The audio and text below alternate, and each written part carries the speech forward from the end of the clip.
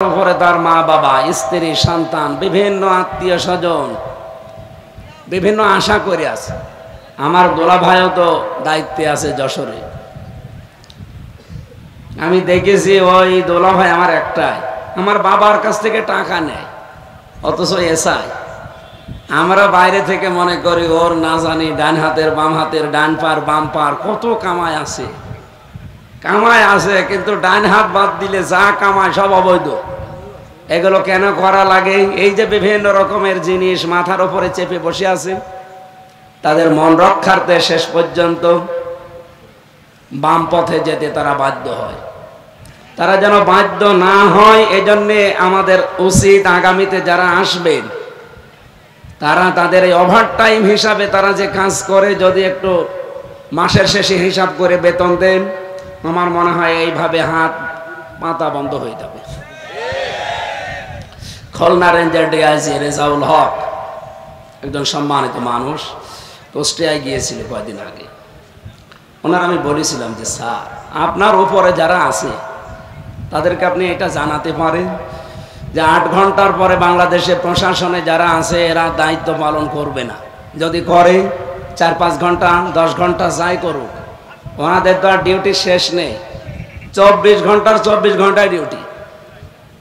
টয়লেটে বসে আছে, যদি ঘন্টা পড়ে আমার মনে হয় পানি খরচ বাদ দিয়ে দৌড়ানো লাগে। এইরকম দায়িত্ব এটা। এই ছেলে কি আরম্ভ করেছিল, আবার কথা বলে। পুলিশ ভাই, হাতে কিছু নেই, এই জায়গাটা ক্লিয়ার করে দিন। দেন দেন দেন, কথা নিজেও শোনে না, মানুষকে শুনতে দেন। এখানে উঠবে কোন কারণে? এখানে জায়গা আছে, আর ভেঙে পড়ে গেলে তো এখানে আর ওঠা লাগবে না। যেখানে জায়গা পুলিশ ভাই এখানে সরিয়ে দেন তো। আমাদের অভিভাবক যেহেতু এসেছে, থানার সম্মানিত অফিসার ইনচার্জ ভারপ্রাপ্ত, আল্লাহ রাব্বুল আলামিন তাকে সহ তার সঙ্গী যারা এসেছেন কবুল করেন ইসলামের জন্য, কোরআনের জন্য, আমিন। এতক্ষণ যারা এখানে কথা বললেন, হাফেজ মাওলানা আব্দুল হান্নান, মাওলানা হোসেন মাহফুজ, মাওলানা খলিলুর রহমান আজাদি, মাওলানা ফজলুর রহমান, আলেমদের জন্য দোয়া করছি আল্লাহ যেন আলেম হওয়ার তৌফিক দেন। কারণ নামধারী আলেম এখন বহু আছে, যাদের আচরণ জালেমদের চাইতেও খারাপ। আমরা ওইরকম আলেম হতে চাই না। কথা বলেন না কেন? আলেম ইমাম তাইমিয়া রহমতুল্লাহ আলাইহি বলেন, 3টা বিষয় যদি কারো ভেতরে থাকে তাকে আলেম বলা যায়। শুধু নামের আগে হাফেজ মাওলানা মুফতি থাকলে আলেম না। আলেমের 1 নাম্বার কাজ, সে আল্লাহর কোরআন নিয়ে চিন্তা ভাবনা করবে।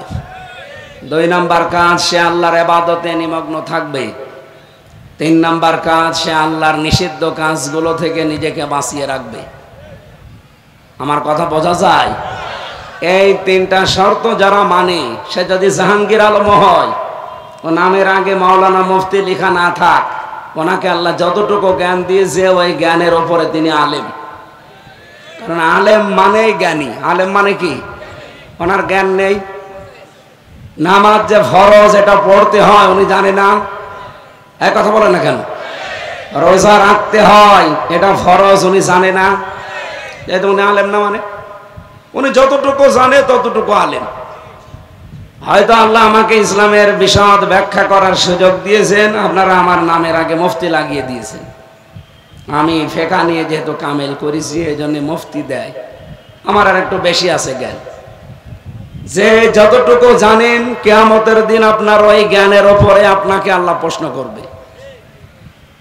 ওয়ান ইলমিহি মাযা আমিলা ফি, মুত্তাফাকুন আলাইহি। বুখারী শরীফের, মুসলিম শরীফের যৌথ হাদিস। কিয়ামতে যে আল্লাহ 5টা প্রশ্ন মানুষকে করবে, তার 5 নাম্বার এইটা, যতটুকু জানতে তার কতটুকু মানতে, এটা বলো। হযরত আবু দারদা রাদিয়াল্লাহু তাআলা আনহু বলেন, এই হাদিসটা পড়লে আমার ভয় হয় যে যতটুকু জানো তার কতটুকু মানো, এইটা বলো। আমি তো এই প্রশ্নের জবাব এখনো ঠিক করতে পারি না, কারণ আমি যা জানি সব মানতে পারি না। কে আমাদের ভয় হয় না? বলেন বলেন। অনেক মানুষ হাদিস শোনার পরে মনে মনে ভাবে এবং সিদ্ধান্ত নিয়েছে যে ইসলামের কোনো বিষয় আমি জানি না তাই মানি না, সুতরাং আমার কোনো হিসাব নেই। না, এটা একটা শয়তানি।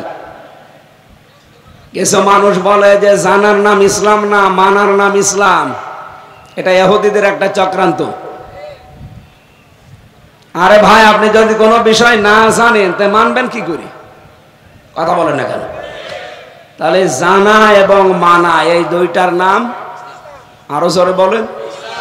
আপনি ইসলামের কোনো বিধান জানেন কিন্তু মানেন না, আপনার একটা গুনাহ হবে। কারণ জানার ফরজ আপনার আদায় হয়েছে, মানার ফরজ আদায় হয়নি, এই জন্য গুনাহ হবে কয়টা? আরো জোরে বলেন। কিন্তু আপনি জানেনও না মানেনও না, আপনি দুইটা গুনাহ করলেন। আপনি জানেন না কেন? আপনি যে জানেন না এটা আপনার অপরাধ। এই জানানোর জন্যই তো বাংলাদেশের বিভিন্ন জায়গায় এরকম আয়োজন করা হয়, আমরা যেন জানি। আজকে আমার আলোচনার বিষয় হচ্ছে মুসলমান দাবি করার পরেও 4 প্রকার মানুষকে আল্লাহ জাহান্নামে দেবে। গুরুত্বপূর্ণ বিষয়, যেহেতু এখানে আমরা অধিকাংশ মুসলিম, অন্য ধর্মের কিছু মানুষ থাকতে পারেন, তাদেরকে ওয়েলকাম জানাচ্ছি। আসেন, পৃথিবীর একমাত্র শ্রেষ্ঠ ধর্ম, সত্য ধর্ম ইসলামী। অন্য ধর্মের যারা আছে আমরা জানি সাতক্ষীরাতে বিভিন্ন ধর্মের মানুষ বাস করে, তারা আশপাশ জেলা গ্রাম থেকে ইউনিয়ন থেকে যদি এসে থাকে তাদেরকে ওয়েলকাম জানাচ্ছি, অভিনন্দন জানাচ্ছি কোরআনের অনুষ্ঠানে আসার জন্য। সেই সাথে গত পরশুদিন আপনাদের যে অনুষ্ঠান চলে গেল, সবচাইতে বড় অনুষ্ঠান, ওখান থেকে একটা শিক্ষা নেওয়ার জন্য আহ্বান জানায়। বাংলাদেশ সহ বিশ্বে যারা হিন্দু ধর্মের আছে লক্ষ লক্ষ প্রতিমা বানিয়েছে না বানায়নি? বলেন বলেন। আল্লাহ তাআলা বলেন, ইন্নাল্লাযীনা তাদউনা মিন দুনিল্লাহি ইবাদুন আমসালুকুম, নিশ্চয় যারা আল্লাহ বাদে অন্য কারো সামনে মাথা নত করে, তাকে ডাকে, ওরাও আমি আল্লাহর আরেকটা সৃষ্টি। তোমরা যেমন আল্লাহর সৃষ্টি, ওরাও আরেকটা সৃষ্টি। ইয়া আইয়ুহান নাস দুরিবা মাসালুন ফাসতামিউ লাহু ইন্নাল্লাযীনা তাদউনা মিন দুনিল্লাহি লা ইয়াখলুকু যুবাবা ওয়ালা ইয়াজতামাউ লাহু ওয়া ইয়াসলুবুহুমুজ যুবাবু দাফাত তালিব ওয়াল মাতলুব। হে পৃথিবীর মানুষেরা, নিশ্চয় যেগুলোর সামনে মাথা নত করো ওগুলো কিন্তু আমি আল্লাহর সৃষ্টি। আমাকে বাদ দিয়ে যদি ওদেরকে ডাকাডাকি করো, আর একটা মাছি বানাতে পারে না, মাছি শরীরে পড়লে সরাতেও পারে না। কত দুর্বল যারা বানায় এবং যাদেরকে বানানো হয়, এই দুই দল, দাফাত তালিব ওয়াল মাতলুব। যারা তলব করে এবং যাদের কাছে তলব করা হয়, এই দুই দলই একেবারেই দুর্বল। আমি এই 2 তারিখে অনুষ্ঠানে ছিলাম সিরাজগঞ্জে, ওখানে মাহফিলের গেট পাশেই পূজার গেট। ওদের যেহেতু ওটা পূজা মণ্ডপ ছিল, আমি একটু দেখার জন্য গিয়েছিলাম যে দেখি কিভাবে তৈরি করা আছে। আল্লাহর ইশারা আমার পেছন দিকে নিয়ে গেল, মানে পেছন দিয়ে লাইন, এই রাস্তা দিয়ে যে দেখি যতগুলো মূর্তি বানানো আছে এর ভেতরে প্রত্যেকের পেছনে জায়গা মতো একটা বাঁশ দেওয়া। সামনের দিকে ঘুরলাম, দেখি 8টা 10টা করে হাত দেওয়া। এইভাবে দেখেন না আপনারা? বলেন তো, এ 10টা না 50টা হাত, 50টা পা দিয়ে আপনি ওকে দাঁড় করাতে পারবেন যদি জায়গা মতো বাঁশ না দেন? আমি ওই মাহফিলের শেষে এটা বলেছিলাম। এখানে যেহেতু ওই এলাকায় হিন্দু ধর্মের মানুষেরা বেশি, আপনাদেরকে ছোট করার জন্য, খাটো করার জন্য না, বিবেকের কাছে একটা প্রশ্ন, কি মনে হয় আপনার যে মাটি দিয়ে আপনি বানালেন, কাঠ দিয়ে, বাঁশ দিয়ে, খড় কোটা দিয়ে বানিয়েছেন, কিছুক্ষণ পরে আপনি নিজেই আবার হাত জোড় করেন, মাথা নত করেন, এরপরে নিজেই ডুবিয়ে ফেলেন, ওগুলো ভাসিয়ে দেন। একটা ধর্মের কোনো নীতি হইল? আপনার তো ধর্মের একটা সিস্টেম থাকা লাগবে। যারা একটু বিবেকটা কাজে লাগায় দেখবেন তারা ওই ধর্মে আর থাকে না। এই যে যশোরের কলেজের এক অধ্যাপক, বিসিএস ক্যাডার, মানে অনেক পুরাতন মানুষ, আমি বলেছিলাম যে স্যার, আপনাকে আমি মুসলমান হতে বলি না, কিন্তু আপনি আমাদের ধর্মীয় গ্রন্থ কোরআনটা একটু বুঝে বুঝে পড়বেন। 3 মাস ভালোভাবে পড়েন। হ্যাঁ, আপনি আরবি পারবেন না, ইংরেজিতে পড়েন, বাংলায় পড়েন, একটু বুঝে পড়বেন। 3 মাস পরে দেখি আল্লাহর বান্দা নিজের থেকে মুসলমান হয়ে গেছে। একটু যদি বিবেক কেউ কাজে লাগায়, এই পৃথিবীতে 4,500 ধর্মের মানুষ বাস করে, আমি তো বিশ্বের বিভিন্ন দেশ ঘুরে যা দেখলাম, পৃথিবীর কোন ধর্মে মানুষ আর থাকতেই পারে না ইসলাম বাদ দিয়ে। খালি যদি একটু কমন সেন্সটা কাজে লাগাতো, পৃথিবীর কোন ধর্মে থাকা কারোর জন্য সম্ভব না। আমি কোন কারণে এর কাছে মাথা নত করবো? আমি কি ওর চাইতে শক্তিশালী কম, যার বাঁশ দেওয়া ছাড়া খাড়া হয়ে দাঁড়িয়ে থাকতে পারে না? এই কথা বলে না কেন? এমনকি মাছি এসে যদি নাকের উপরে পায়খানা করে, তারপরও সে নড়াতে পারে না। বিবেকটা হালকা কাজে লেগেছিল। নবীজির জামানায় একজন বেদুইন এসে বলে, ইয়া রাসূলুল্লাহ, কিছু কথা জিজ্ঞাসা করব আপনাকে। নবীজি বলেন, প্রশ্নের উত্তর পরে দেব, আগে বলো মাথার উপরে তা কি? কান্দে করে ঘুরে বেড়াচ্ছ, এটা কি? এটা বলে, এটা আমার খোদা, এরা সব সময় আমি সাথে রাখি, না জানি কখন কোন বিপদে পড়ি। নবীজি বললেন, বিপদ থেকে বাঁচার জন্য সঙ্গে রাখো, অসুবিধা নেই, কিন্তু নাক ভাঙা কেন? লোকটা বলে, হে রাসূল, পরে নিয়ে আমি রাস্তায় চলছিলাম, হঠাৎ করে আমার প্রাকৃতিক প্রয়োজন দেখা দিয়েছে। এখন পায়খানা পেশাবখানায় তো খোদারে নিয়ে যাওয়া যায় না, এজন্য রাস্তার পাশে রেখে কাজ সারতে গেলাম। কাম সেরে এসে দেখি ওর মাথা থেকে পা পর্যন্ত পুরা ভিজা। চিন্তা করলাম, খোদার গা ভিজা, না জানি কোন রহমত বরকতের পানি হবে। আচ্ছা করে চাটলাম, খাইলাম। চাটাচাটির পরে দেখি একটা দুর্গন্ধ বের হয়, একটা টক টক লাগে। চিন্তা করলাম, খোদার গা ভেজা, পানি যদি রহমতের হবে, বরকতের হবে, এরকম টক কেন? এরকম একটা বিশ্রী দুর্গন্ধ কেন? পাশে তাকিয়ে দেখে একটা কুকুর দাঁড়িয়ে ওর নিচ দিয়ে পানি টপকাচ্ছে। এবার বুঝলাম যে কোন রহমতের পানি। মেজাজ গেল খারাপ হয়ে, ওর মাথারে নিয়ে দিলাম এক আষাঢ়, যে নিজের কর্তার পোশাক থেকে বাঁচাতে পারো না, আমি বিপদে পড়লে তুমি বাঁচাবে, এই ভরসায় আমি আছি। এগুলো সব মিথ্যা, অসারতা। হে রাসূল, আমার রাগ কন্ট্রোল করতে পারি না, এই জন্য দিয়েছি আষাঢ়, নাক ভেঙে গেছে। নবীজি বললেন, আমার কাছে কি প্রশ্ন নিয়ে এসেছো বলো। লোকটা বলে, এদের মিথ্যাচার, এদের কল্প কাহিনী, এদের অসারতা সব আমার কাছে আজকে ক্লিয়ার। এরা আসলে কিছু করতে পারে না। আপনি আমাকে তাওহীদের কালিমা পড়ান, লা ইলাহা ইল্লাল্লাহ, জোরে লা।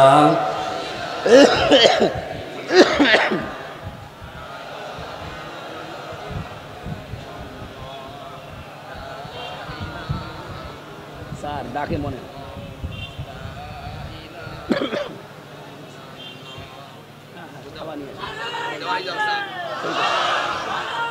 খাবার খান ভাই, খাবার খান। আরো যারা আছে যদি সমর্থ থাকে নিয়ে আসে। এই কালেমা পড়া বন্ধ হয়ে গেছে। লা ইলাহা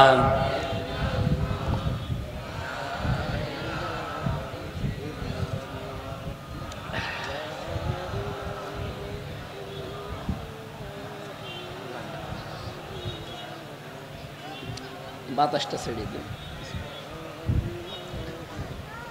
লা ইলাহা ইল্লাল্লাহ, জোরে লা ইলাহা ইল্লাল্লাহ, লা ইলাহা ইল্লাল্লাহ, মুহাম্মাদুর রাসূলুল্লাহ।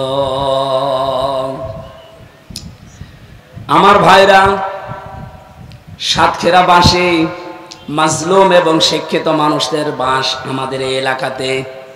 আমি এই খুলনা বিভাগের সন্তান। আমি জানি বাংলাদেশে সবচাইতে বেশি টর্চার হয়েছে এই 15.5 বছরের সাতক্ষীরাতে। মাজলুম অবস্থায় যেহেতু আপনারা এখনো আছেন, মাজলুমের দোয়া আল্লাহ ফেরত দেয় না। আমরা যে কথা তুলেছিলাম, আপনারা যারা অন্য ধর্মে আছেন, আমি যতটুকু কোরআন হাদিস আর বাস্তবতা দেখে বুঝলাম আপনারা ভ্রান্ত পথে আছেন। দাওয়াত দেওয়ার আমার দরকার ছিল, এই জন্য দাওয়াত দিলাম, বিভিন্ন অসারতা কল্প কাহিনী তুলে ধরে। এরপরেও যদি কারো বিবেক কাজে না লাগে, লাস্তা আলাইহিম বিমুসাইতির। আল্লাহ পাক বলেন, হে নবী, আপনাকে আমি দারোগা পুলিশ করে পাঠাইনি যে মানুষ পিটিয়ে হেদায়েত করবেন, দরকার নেই। ফাইন্নামা আলাইকাল বালাগু ওয়া আলাইনাল হিসাব। আপনার দায়িত্ব হক কথাগুলো মানুষের কাছে পৌঁছিয়ে দেওয়া, আর হিসাব নেবার দায়িত্ব কার? আরো জোরে বলেন।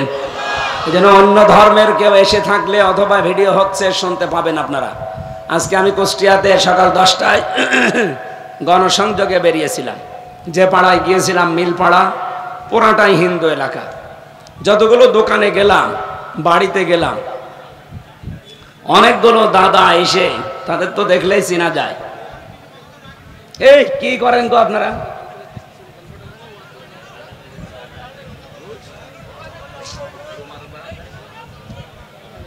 পুলিশ ভাই, এখান থেকে একজন আসেন তো, একটু একটা হাতায় কিছু নিয়ে আসেন।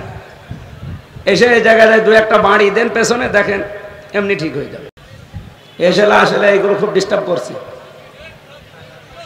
শোনেও না, মানুষকে শুনতেও দেয় না।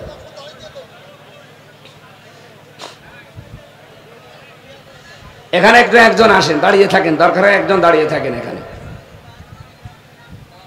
সুবহানাল্লাহ আলহামদুলিল্লাহ লা ইলাহা ইল্লাল্লাহ, সুবহানাল্লাহ আলহামদুলিল্লাহ লা ইলাহা ইল্লাল্লাহ, লা ইলাহা ইল্লাল্লাহ মুহাম্মাদুর রাসূলুল্লাহ।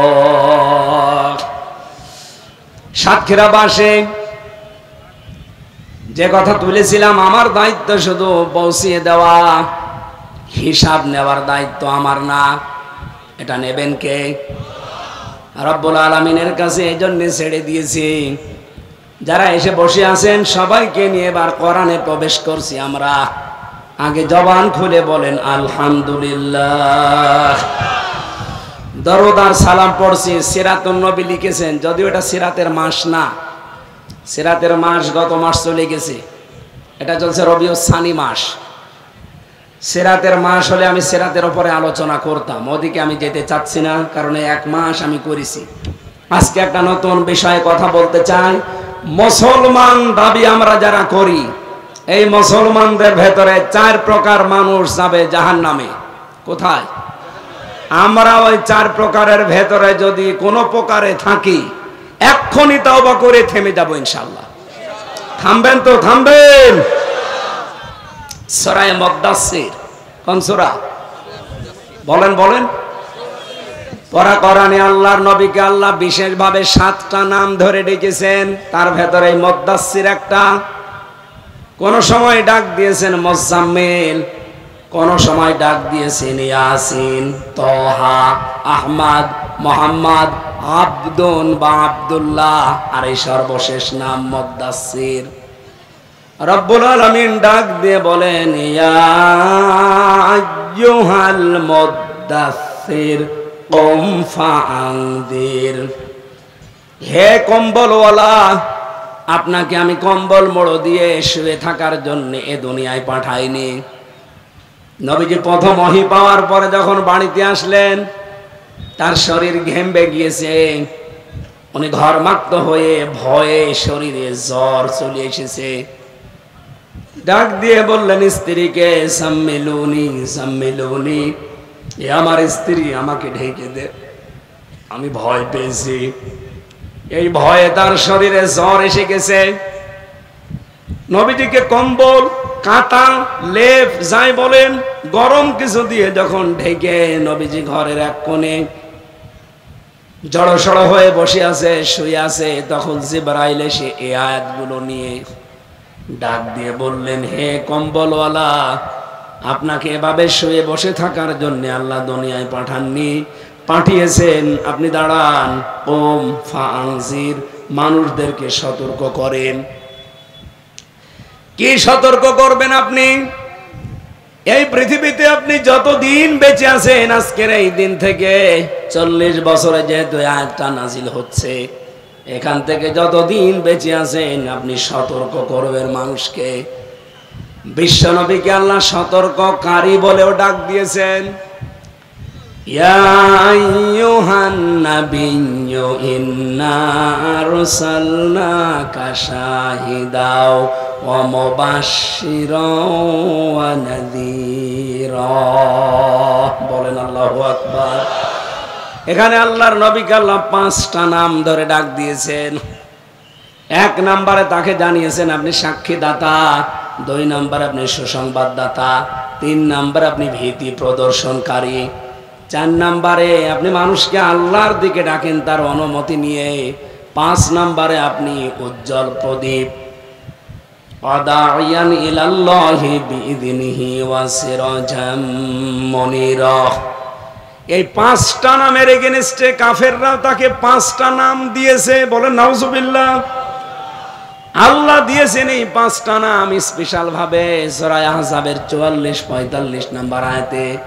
আর কাফেররা এর বাইরে নবীকে 5টা নাম ধরে ডেকেছে। 1 নম্বরে বলেছে আপনি জাদুকার, বলেন নাউজুবিল্লাহ। 2 নম্বরে বলেছে পাগল, আরো জোরে বলেন নাউজুবিল্লাহ। 3 নম্বরে বলেছে মিথ্যাবাদী, 4 নম্বরে বলেছে গণক। বলেন তো যে নামগুলো দেওয়া হচ্ছে কাফেররা যা দিয়েছে, একটা নামেও নবীজি ছিলেন। রব্বুল আলামিন কাফেরদের এই নাম ডাকা দেখে প্রতিবাদ করেছিলেন, কাকে তোমরা পাগল বলো? আমার নবী মুহাম্মদুর রাসূলুল্লাহ পাগল না। জোরে বলেন সুবহানাল্লাহ। এবার তাকে আমি যে ভীতি প্রদর্শনকারী সতর্ককারী হিসাবে পাঠালাম, তামাম পৃথিবীর জন্য, শুধু আরব জাহানের জন্য না, তিনি এই সাতক্ষীরার জন্যেও। নাকি এই জেলার জন্য আলাদা নবী ছিল না? অন্যান্য নবীদের ক্ষেত্রে আমরা জীবনী পড়ে দেখলাম কাউকে আল্লাহ সাতক্ষীরার মতো একটা জনপদের কাছে পাঠিয়েছিলেন, কাউকে খুলনার মতো একটা জনপদে পাঠিয়েছেন, কাউকে কুষ্টিয়ার মতো জনপদে পাঠিয়েছেন। কিন্তু মুহাম্মদ রাসূলুল্লাহকে আল্লাহ পাঠিয়েছেন তামাম পৃথিবীর জন্য। قل يا أيها الناس إني رسول الله إليكم جميعا। হে নবী, আপনি দুনিয়ার সবাইকে জানিয়ে দেন আমি তোমাদের সকলের জন্য আল্লাহর কাছ থেকে রাসূল হয়ে এসেছি। সুতরাং সাতক্ষীরায় এখন যারা বসবাস করেন তাদের জন্যও নবীজি রাসূল ছিলেন কিনা? বলেন বলেন। তার সতর্ক বানিয়ে জেলার জন্য আছে না? কি বলেছিলেন? এবার আমি আরম্ভ করছি সূরা মুদ্দাসসিরের, যেখান থেকে পড়েছিলাম।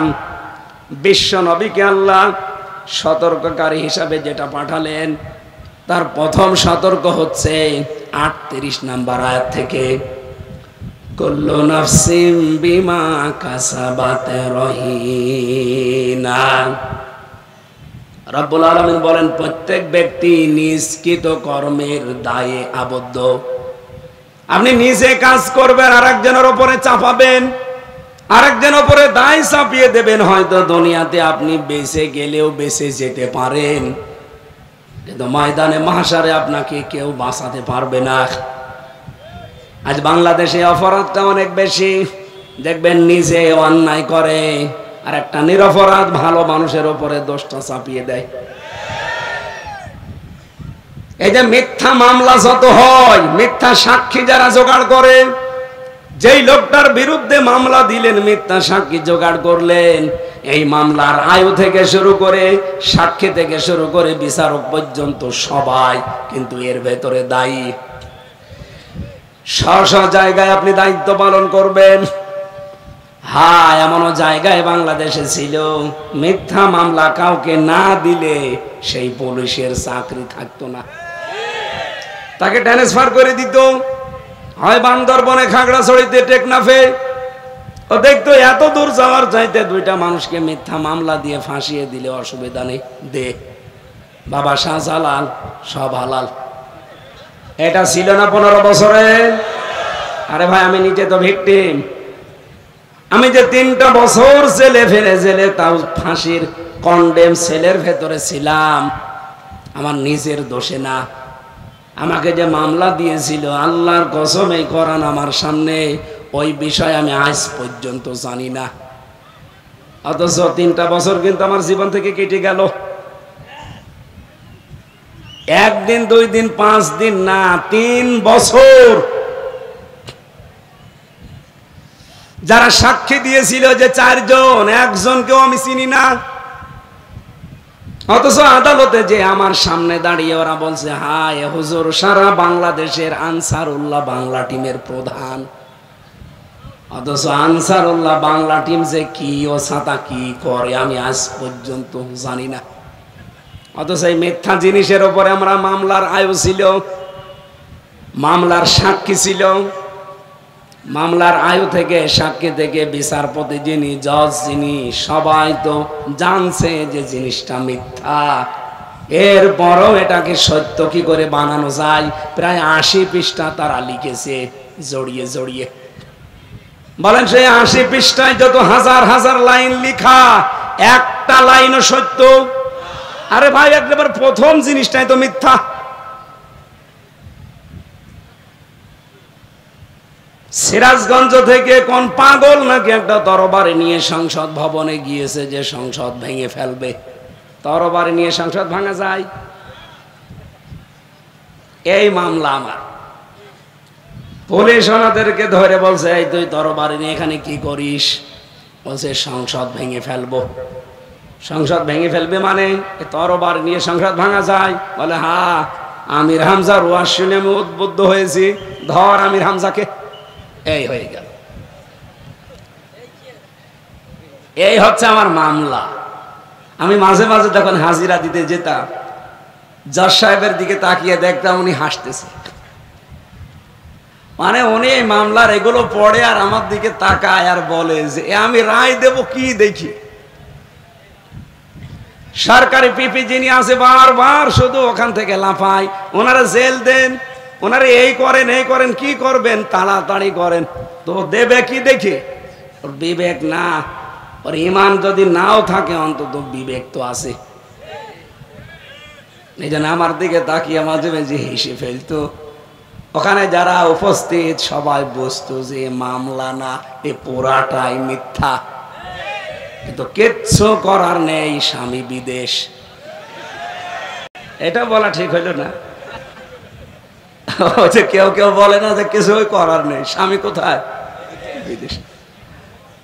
তো প্রশাসনের কিছুই করার ছিল না, কারণ ওপর থেকে আল্লাহর ওলি যা বলে উনি তাই করেন। হ্যাঁ, আপনার যদি চাকরি বাঁচানোর তাকিতে অন্যায় করা লাগে, এইরকম অবৈধ কোনো কাজ না করে নিজে পরিশ্রম করে ভ্যান চালানো, রিক্সা চালানো ভালো। এটা যদি বাংলাদেশে প্রত্যেকটি জায়গায় মানুষে করতে পারত, এই দেশে আর কেউ অন্যায় করে ছাড় পেত না। কারণ অন্যায় করবে কে?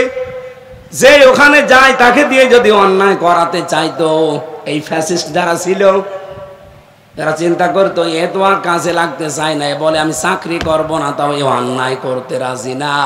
এরকম যাথায় মানুষকে দেব সেই তো রাজি হয় না, আমি অন্যায় করাবো কারে দিয়ে? তখন এমনিতেই ভালো হয়ে যেত। এই জন্য আল্লাহ কুল্লু নাফসিন বিমা কাসাবাত রহিনা দিয়েছেন। প্রতিটি মানুষ তার নিষ্কৃত কর্মের দায়ে আবদ্ধ। প্রত্যেকটি মানুষ তার কাজকর্মের জন্য দায়ী। কিয়ামতের দিন আপনার বাবা সম্পর্কে আপনাকে আল্লাহ জিজ্ঞাসা করবে না, আপনার সন্তান সম্পর্কে আপনাকে আল্লাহ জিজ্ঞাসা করবে না। আপনার জিজ্ঞাসা হবে আপনার এই 33 বছর বয়স নিয়ে। আমার যে এখন 33 বছর, আমার এই বয়সটা নিয়ে আল্লাহ জিজ্ঞাসা করবেন। এই 33 বছরে কি কি করেছি? 17 বছর থেকে অন্তত শুরু আমার জীবন, ওখান থেকে 33।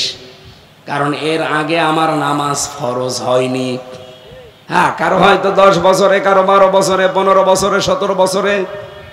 পুরুষের যেই দিন থেকে স্বপ্ন দোষ আরম্ভ হবে, ওই দিন থেকে তার শরীয়তের বিধিবিধান ফরজ।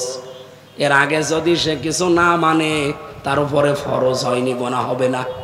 কিন্তু ওই দিনের পর থেকে যেহেতু সে বালেগ, এরপর থেকে মরণ পর্যন্ত ইসলামের কোনো বিধান যদি সে বাদ দেয় তার হিসাব তাকে দেওয়া লাগবে।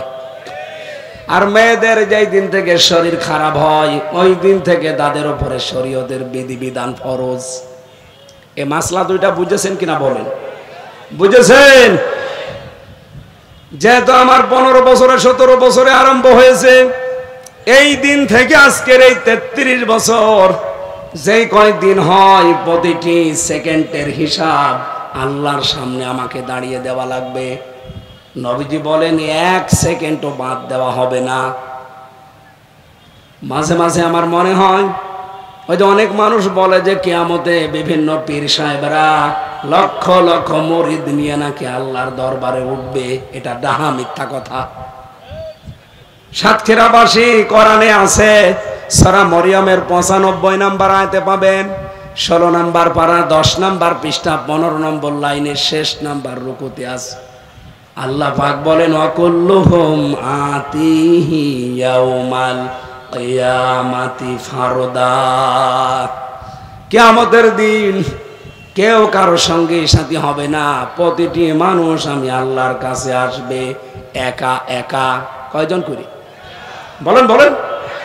এখানে আমরা যত মানুষ হাজির হয়েছি, কিয়ামতে আল্লাহ যখন আমাকে ডাক দেবেন, আমার দাদা, আমার বাবা, আমার মা, আমার বোন আমার সাথে থাকবে না, আমাকে থাকা লাগবে একা। যারা বলেন যে পীর সাহেব থাকবে সাথে, এটা না মিথ্যা কথা। তাহলে কোরআন শরীফের আয়াত কি করবেন? কি কথা বুঝতেছে? তাহলে আপনাকে হাজির হওয়া লাগবে দরবারে ইলাহিতে জবাব দেওয়ার জন্য। কয়জন? আপনি একটু নিজে কই জায়গায় এখন দাঁড় করেন তো। এখন মনে করেন আমি মারা গেছি, আল্লাহ পাক আমাকে ডাক দিয়েছে, হামজা এদিকে আয়। রব্বুল আলামিন তার কুদরতের সামনে আমাকে দাঁড় করিয়ে ডান দিকে বাম দিকে সাক্ষী হিসাবে রাসূলুল্লাহকে রাখবে। ফাকাইফা ইযা জিনা মিন কুল্লি উম্মাতিন বিশাহিদিন ওয়া জিনা বিকা আলা হাউলাই শাহিদা। সূরা নিসা 41 নম্বর আয়াত, 4 নম্বর পারার 3 নম্বর পৃষ্ঠার এটা 15 নম্বর লাইনে আছে। রব্বুল আলামিন বলেন কেমন হবে তখন, যখন তোকে আমি আল্লাহ আমার সামনে দাঁড় করাবো, আর সাক্ষী হিসাবে আমার ডানে বা বামে আমার রাসূল দেবে সাক্ষী তোর পক্ষে অথবা বিপক্ষে। একটু নিজের জীবনের দিকে তাকিয়ে বলতো যে কেমন হবে তখন, কি দৃশ্যটা লাগবে তোর দিকে তাকিয়ে। আমি আল্লাহর একটা একটা করে জিজ্ঞাসা করব, প্রতিটি জিনিসের জবাব দেওয়া লাগবে। যদি এদিক ওদিকে করতে চাস ভিডিও ক্লিপ দেখাবো। ফামাইয়া আমাল মিসকালা যাররাতিন খায়রা ইয়ারা ওমাইয়া আমাল মিসকালা যাররাতিন শাররা ইয়ারা। আমরা বাংলাদেশে বহু তাফসিরে বহু ওয়াজে শুনেছি যে যে যা করবে কিয়ামতে তাকে দেওয়া হবে না। এটা ভুল। এখানে ইয়ারা আছে, আতায়াত মানে দেওয়া, আর ইয়ারা মানে দেখানো। চোখে দেখতে পাবেন ভিডিও ক্লিপ আকারে। আমার এই 15 বছর থেকে 33 এই 18টা বছর আমি একাধারে দেখতে পারবো যে আমি কি কি করেছি, কোথায় পরকীয়া প্রেম করেছি, কোথায় কাকে চোখ মেরেছি। হয়তো এখন বলতে অনেকের সামনে আমাদের লজ্জা হবে, মানুষ জানলেও লজ্জা পাবে।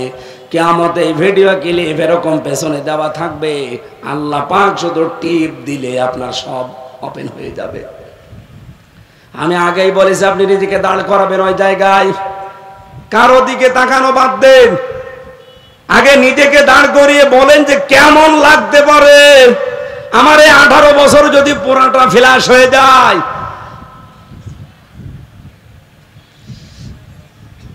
এক মোরাদ ছিল টাকলা, ওর শুধু কয়েক মিনিট 6 মিনিট 38 সেকেন্ডের একটা অডিও ক্লিপ ফাঁস হয়েছিল, তাতে ওর মন্ত্রিত্ব চলে গেছে, দলীয় পদ শেষ। কথা বলছেন না কেন? সারাটা জীবনের সব ফাঁস হয়নি, শুধু 6 মিনিট 38 সেকেন্ড, তাও ভিডিও না অডিও। এতটুকু ফাঁস হলে যদিও সব হারিয়ে ফেলে, আপনার পুরা 33 বছরের জীবনই ফাঁস হয়ে যাবে। হামজা কেমন হবে আপনি বলেন? তাহলে এই জন্য ফা কাইফা দিয়েছেন। আয়াতটা পড়লে আমার মাঝে মাঝে মনে হয় কিয়ামতের ময়দানে যদি আল্লাহ ডাক দিয়ে বলে হামজা এদিকে আয়, 2025 সালের সেপ্টেম্বরের 31-30 তারিখ পর্যন্ত ধরে আমি মাফ করে দিলাম, যা একটা দিনের হিসাব দেওয়া লাগবে না, শুধুমাত্র অক্টোবরের 1 থেকে 4 এই 4 দিনের হিসাব দিয়ে জান্নাতে চলে যা। আমার তো মনে হয় এই 4 দিনের জবাব এখনো আমার জোগাড় হয়নি। আপনারা পারবেন না? আপনারা পারবেন।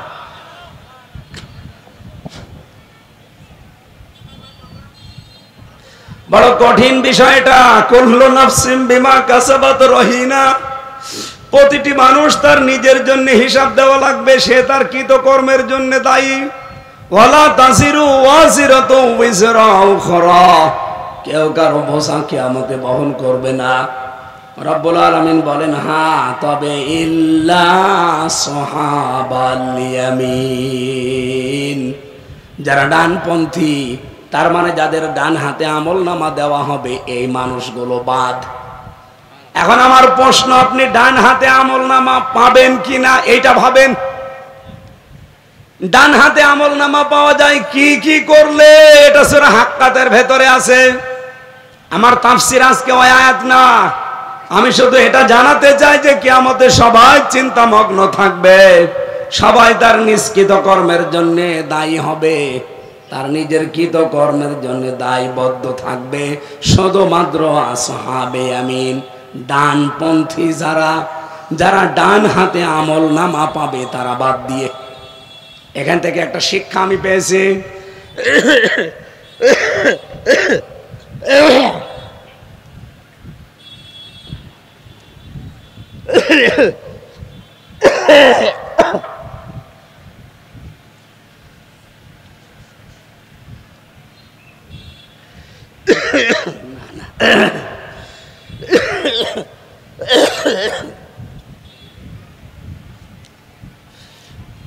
তাফসীরে ফি জিলালিল কোরআন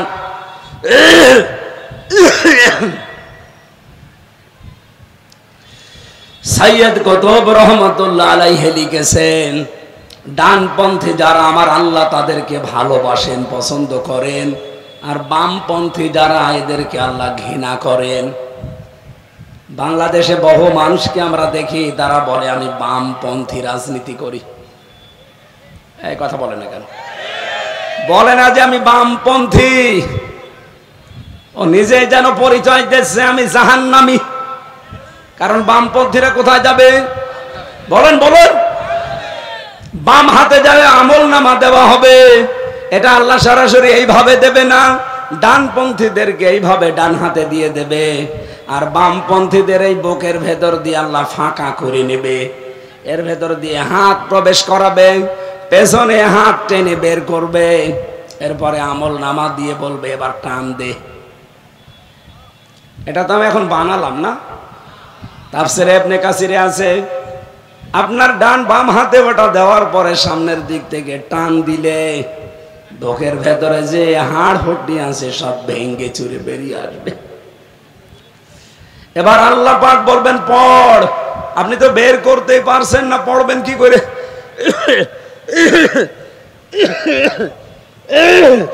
না,